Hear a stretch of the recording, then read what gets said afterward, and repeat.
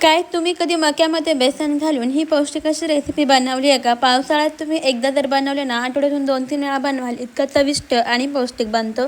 त्यासाठी सगळ्यात आधी उकडलेला बटाटा व्यवस्थित अशा किसणीने किसून घ्यायचा किंवा ह्याला मॅशरने मॅश करून घ्यायचं. आता लगेचच आपल्याला एक बाउल घ्यायचा आहे. यामध्ये उकडलेली मका घालायची, म्हणजे स्वीट कॉर्न असते ती घ्यायची आहे. 2 चमचे बेसन पीठ, 2 चमचे तांदळाचं पीठ, बारीक चिरलेला कांदा, हिरवी मिरची, कोथिंबीर घालायची, मॅश केलेला बटाटा घालायचा, 1 चमचा लाल तिखट, हळद, चवीनुसार मीठ, जिरे घालायचे आणि सर्व जिन्नस व्यवस्थित मिक्स करून घ्यायचं. आता हाताला तेल लावून घ्यायचं आणि याचे अशा पद्धतीने कटलेट किंवा टिक्की बनवून घ्यायच्या. जरासुद्धा पाणी न वापरता आपण हे टिक्की बनवून घेऊया. अशा पद्धतीने संपूर्ण टिक्की बनवून घ्यायची आहे. त्याला तुम्ही कटलेट म्हणा किंवा टिक्की म्हणा, पौष्टिक आहे, कमीत कमी तेलामध्ये तयार होतात.